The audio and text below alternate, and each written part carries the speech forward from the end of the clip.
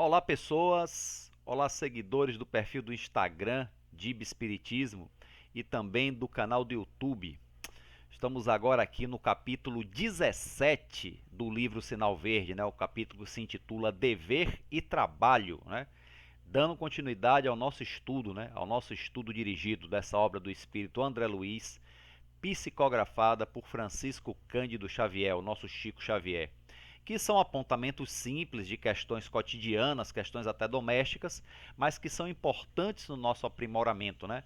No nosso crescimento espiritual. Então, assim, é, é, posso dizer que são apontamentos simples, porém profundos, né? Porque não existe coisas pequenas quando nos ajudam a crescer espiritualmente, né? São sempre grandes, mesmo que do ponto de vista material sejam pequenas, né? E agora André Luiz nos traz realmente, nesse capítulo 17, uma, algumas anotações sobre dever e trabalho, né? E aí, mais um aprendizado, né?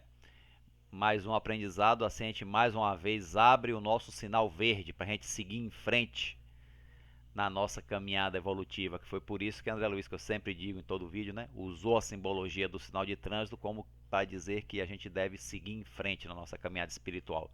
Abrir o sinal verde, né, sinal verde para a esperança, sinal verde para o crescimento enquanto espírito. Então aqui nesse capítulo Dever e Trabalho, né, que é o 17, ele começa dizendo assim: o compromisso de trabalho inclui o dever de associar-se a criatura ao esforço de equipe na obra a realizar. Estou falando aí que o trabalho é algo que deve ser feito de equipe. Então, é um dos primeiros deveres nosso com relação ao trabalho a realizar é nos associarmos uns com os outros, né? Para que seja um esforço de equipe, saber trabalhar uns com os outros. É verdade, tem tipos de trabalhos que são solitários, né? Alguns são realmente, só depende do esforço próprio, né, da pessoa.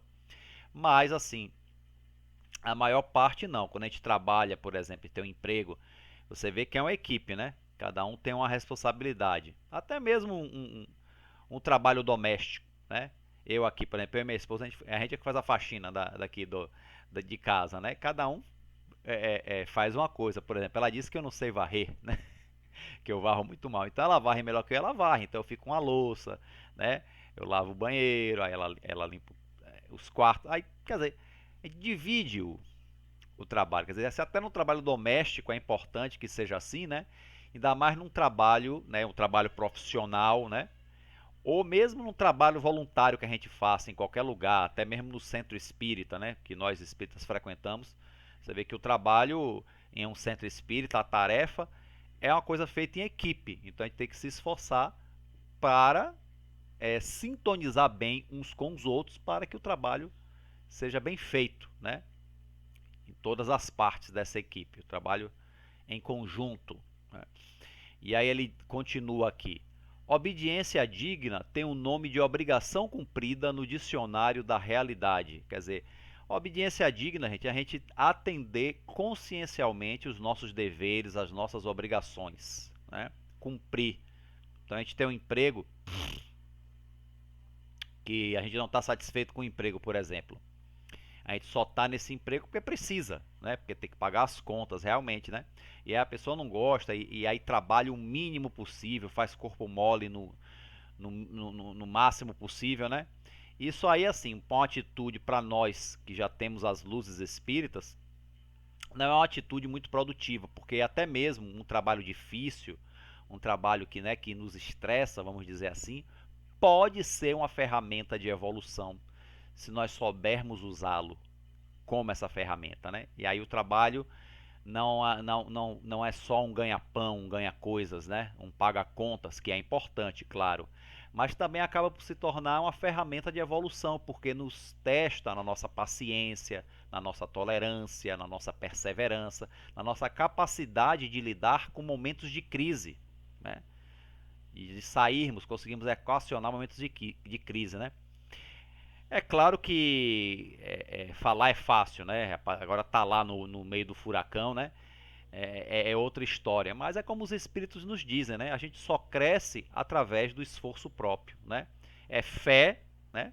Basicamente, o que é que o espiritismo nos conclama? É a fé ativa e o esforço próprio no autoaprimoramento. Então, esse é o caminho, né? Então, se não houver realmente a perseverança, a tolerância, em qualquer área da nossa vida, não só no trabalho profissional, a gente não consegue caminhar. A gente fica na retaguarda, né? Bom, quem executa com alegria as tarefas consideradas menores, espontaneamente se promove às tarefas consideradas maiores. É como eu falei anteriormente, eu sempre falo isso em todo vídeo, né, do Sinal Verde, né? Não existe trabalhos nem aprendizados menores do ponto de vista espiritual, né? Se realmente nos causa um crescimento, nem que seja um degrau, então já é grande, né? Mas é importante que a gente saiba executar as tarefas menores para depois, né, através do aprendizado da experiência, executar as maiores, né? Isso é uma questão até de lógica. A câmera fotográfica nos retrata por fora, ó, clique, mas o trabalho nos retrata por dentro, ó, que André Luiz fala. Quer dizer, a forma como nós lidamos com o nosso trabalho, com as nossas responsabilidades, é que mostra quem somos realmente, né? Como somos por dentro, o nosso verdadeiro eu, né? A forma como lidamos com os nossos deveres, as nossas responsabilidades, com o nosso trabalho, seja ele qual for, no campo profissional, no campo familiar, doméstico, seja ou trabalho voluntário que venhamos a fazer, né? Nos mostra como estamos por dentro. Continuando. Quem escarnece da obra que lhe honorifica a existência, desprestigia a si mesmo. Ou seja, quem não valoriza o próprio trabalho, está desvalorizando a si mesmo, porque todo trabalho é importante, né? Todo trabalho é importante. Até aquele trabalho assim que você pode achar mais reles, né? Alguém tem que fazer. Se alguém não fizer, por exemplo, muita gente pode dizer que o trabalho de lixeiro, lixeiro é uma palavra pejorativa, né? Mas de gari, né? De profissional da limpeza, pode ser um trabalho menor, né?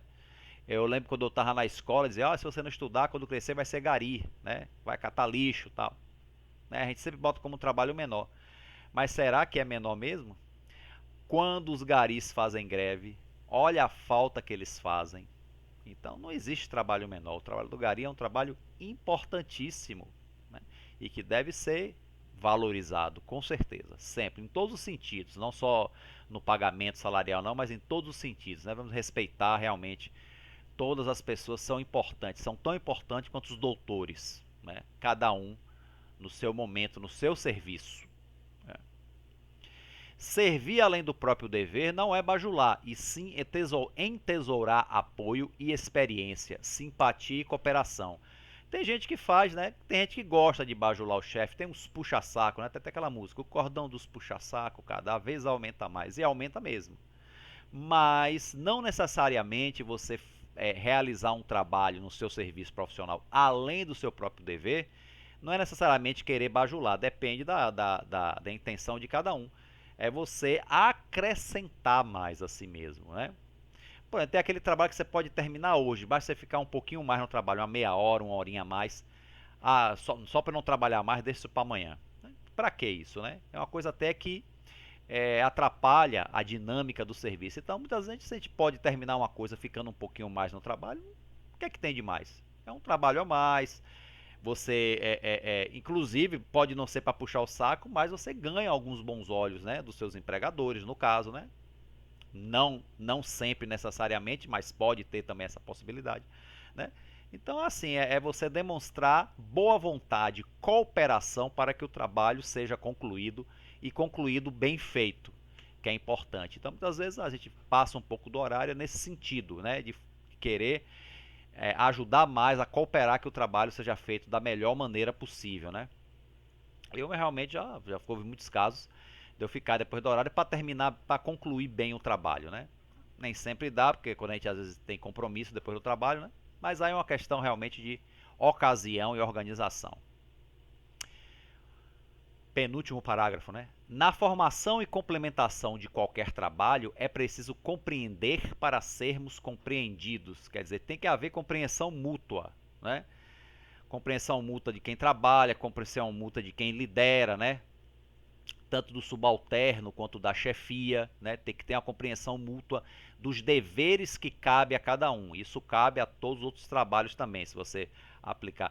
Até mesmo no trabalho autônomo, eu trabalho para mim mesmo, né? Você tem que saber o que está fazendo, né? Você trabalha para você mesmo, então é aí que você não pode falhar, porque se você falhar, você falha com você mesmo. Então, essa questão realmente da compreensão se faz maior ainda, né? Do objetivo a ser alcançado, né? Ok. E o último parágrafo, né? Inclusive, uma vez eu fiz até um texto sobre esse último parágrafo, né? Olha que interessante, né? E ele aparece, essa frase aparece em alguns cards aí pela internet, né? Essa frase de André Luiz, ó. Quando o trabalho, perdão, fiquei empolgado, ó. Quando o trabalhador converte o trabalho em alegria, o trabalho se transforma na alegria do trabalhador. Olha que interessante, né? Quando o trabalhador converte o trabalho em alegria, o trabalho se transforma na alegria do trabalhador. Que bom se pudéssemos fazer do nosso trabalho um motivo de alegria, né? Seria o ideal, né? Mas a gente tem uma relação ainda meio dificultosa com o trabalho, né? Até mesmo por causa das questões bíblicas, que o trabalho foi dado como castigo, né?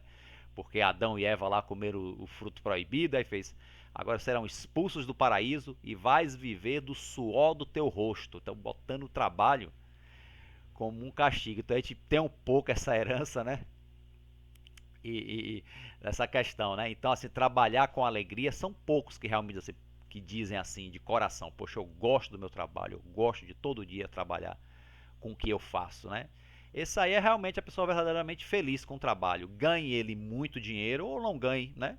Mas a satisfação do próprio trabalho já o completa, né? Se for assim, ainda ganhar bem, melhor ainda, né?